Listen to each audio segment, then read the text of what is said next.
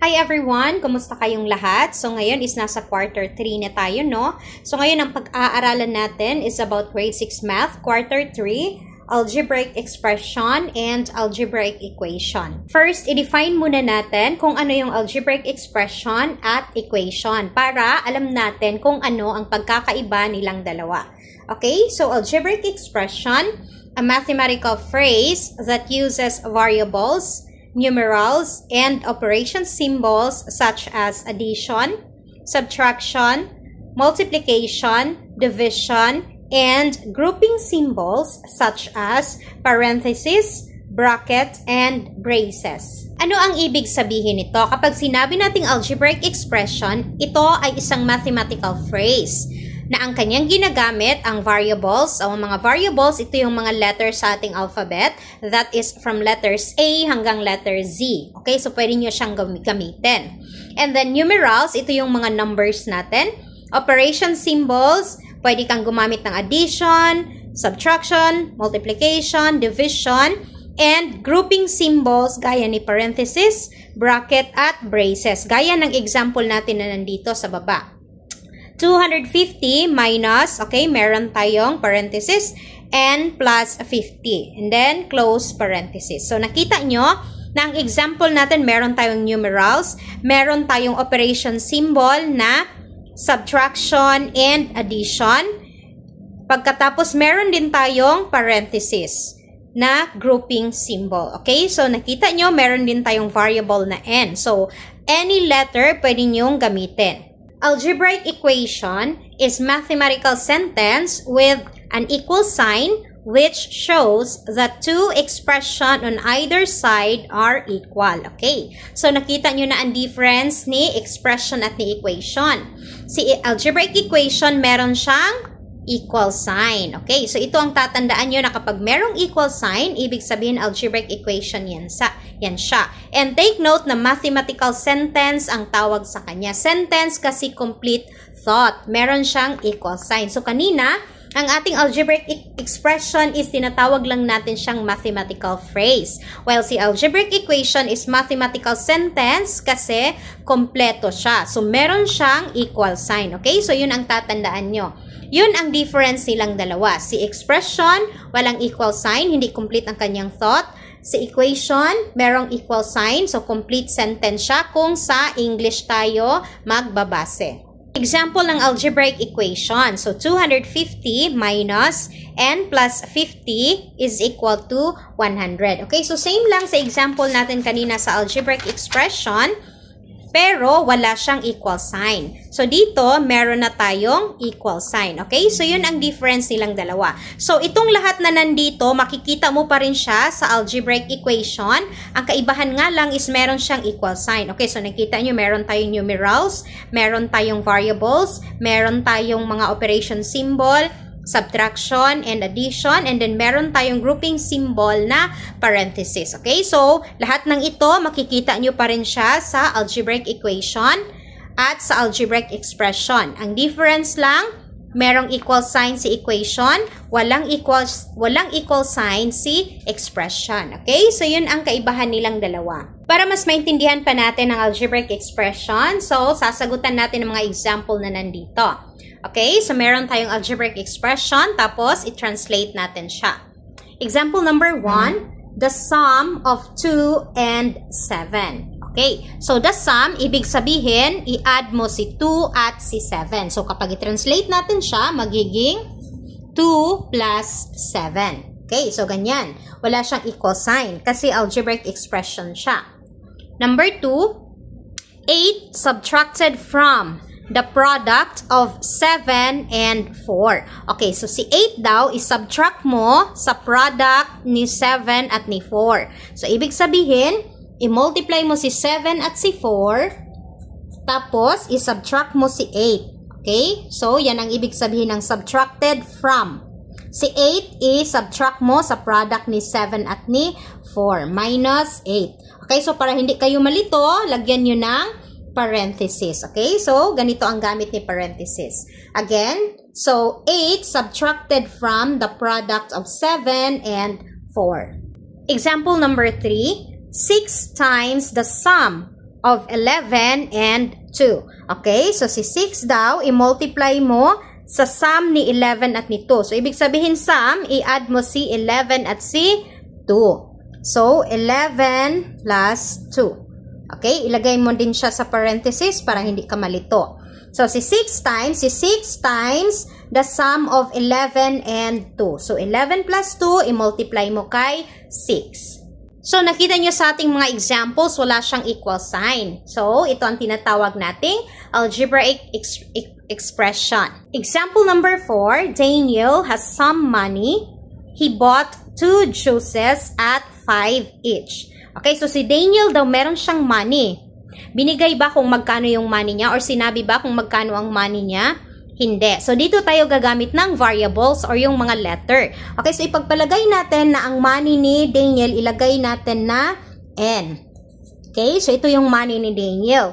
And then, bumili siya ng 2 juice. Kapag bumili ka, ibig sabihin magbabayad ka. So, ibig sabihin nun, mababawasan ang iyong pera. So, kapag nabawasan, ano ang operation symbol na ilalagay natin? Subtraction, kasi nabawasan ang iyong pera. So, ang pera ni Daniel, babawasan natin ng binili niya na juice. Ilang juice yung binili niya?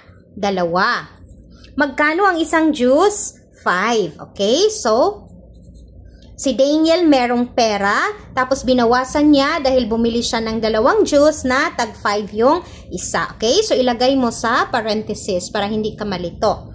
So, N minus 2 times 5. Ibig sabihin, ang pera ni Daniel, babawasan mo ng 5 pesos kasi binili niya ng juice.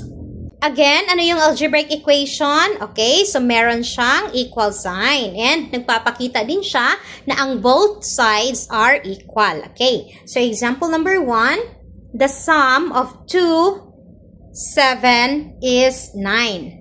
Okay, napansin nyo na merong kulang dito sa first example natin, no? So, dapat meron siyang and. The sum of 2 and, so merong and dito. Okay?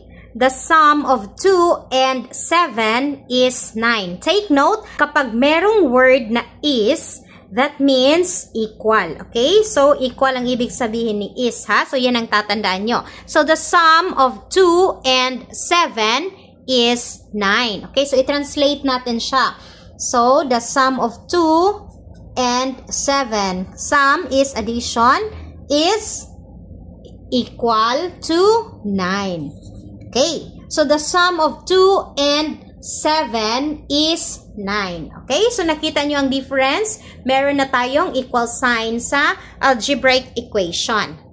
Number 2, 8 subtracted from the product of 7 and 4 is 20. Okay? So, same lang sa example ito natin kanina sa ating algebraic expression. So, nilagyan lang natin siya ng equal sign. Okay?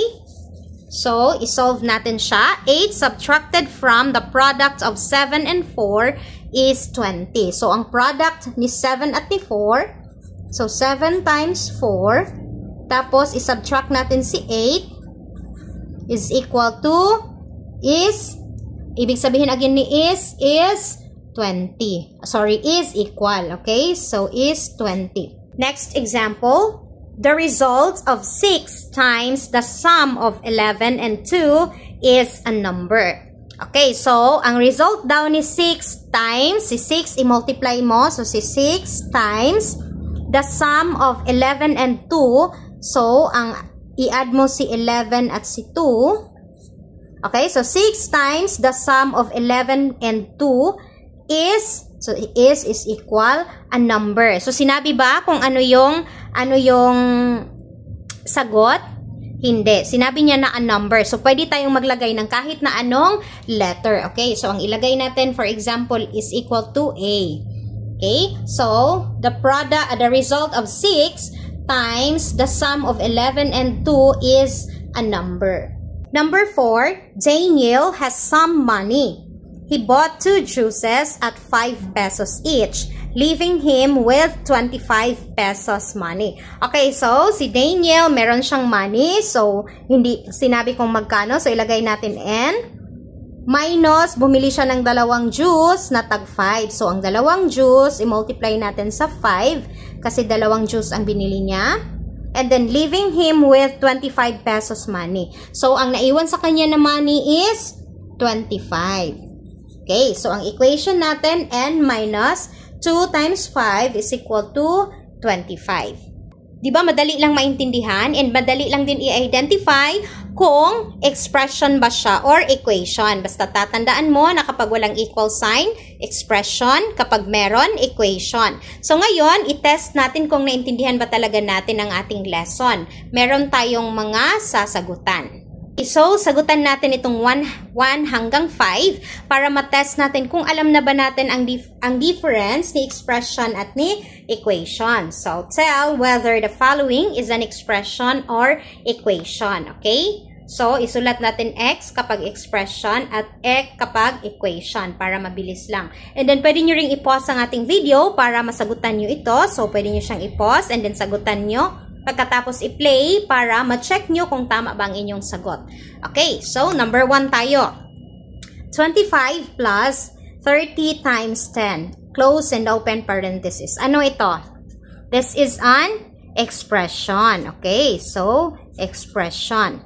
Kasi wala siyang equal sign. Okay, di ba? Napakadali lang i-identify. Number 2, 6b minus 10 divided by 2, close and open parenthesis. Ano to? Expression pa rin dahil walang equal sign. O, diba? Napakadali lang i-identify. Number 3, 85 plus 13 minus 50 is equal to 50. Ano ito? This is an equation kasi meron siyang equal sign. Okay? So, yan ang tatandaan nyo, ha? And then, another example, 15 times 6 plus n, close and open parenthesis, is equal to 150.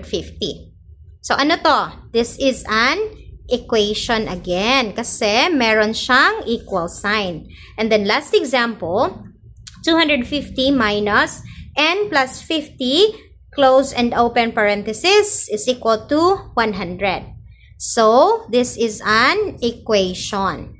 Dahil may equal sign. Okay? So, madali lang, di ba? Another exercise naman tayo. So, kung kanina, madali lang kasi titingnan mo lang kung may equal sign ba o wala. And then, masasagutan mo na agad. So, ngayon, sentence naman.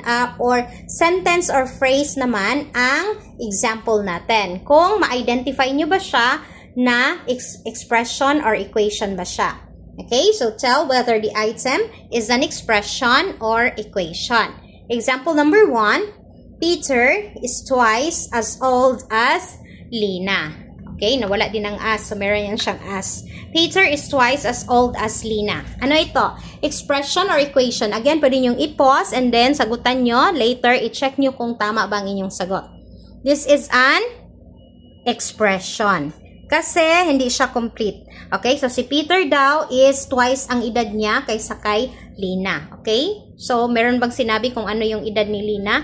Wala. Okay? So, that's why this is an expression. Kasi hindi siya kompleto. Number 2, the sum of two consecutive numbers is 42. Ano ito? Expression, equation. Equation. Kasi merong equal sign. Saan nyo makikita si equal sign? Si is. Okay? So, take note ha. Is nagpapahiwatig na merong equal sign. Okay? Number 3, Edgar bought 3 kilos of banana fruits at 35 per kilo. Okay. Is this an expression or equation? Expression. Kasi hindi complete ang kanyang thought. Hindi naman sinabi magkano binayaran ni Edgar. So, sinabi lang na bumili siya ng 3 kilo at tag 35 yung kilo. Hindi sinabing magkano ang kanyang binayaran. Okay? So, that is an expression. Number 4, 7 minus the quotient of 8 and 4 is 5. Okay, ano to? Of course, this is an equation. Kasi meron siyang is. Okay, so meron siyang equal sign. Next, Pepito is thrice as old as his brother. Okay, so expression, equation. Expression. Kasi hindi din kompleto. Okay, So ngayon, alam na natin kung ano ang kaibahan ni expression at ni equation. And ma-identify na rin natin whether number ba yung given or sentences or phrases. Ma-identify na natin kung expression ba yun siya or equation. Okay, so that's all for today's video, guys. Sana may natutunan kayo sa ating lesson for today. See you on our next lesson. Bye!